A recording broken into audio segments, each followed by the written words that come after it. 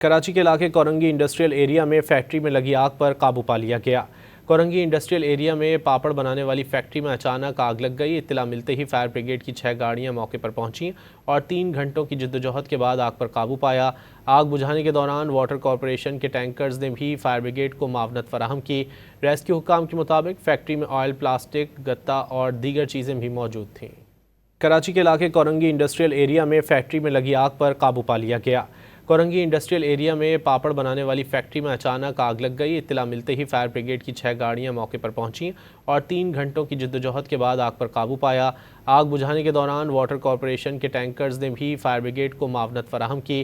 Rescue हुक्काम के मुताबिक factory में ऑयल, प्लास्टिक, गत्ता और दीगर चीज़ें भी मौजूद थीं।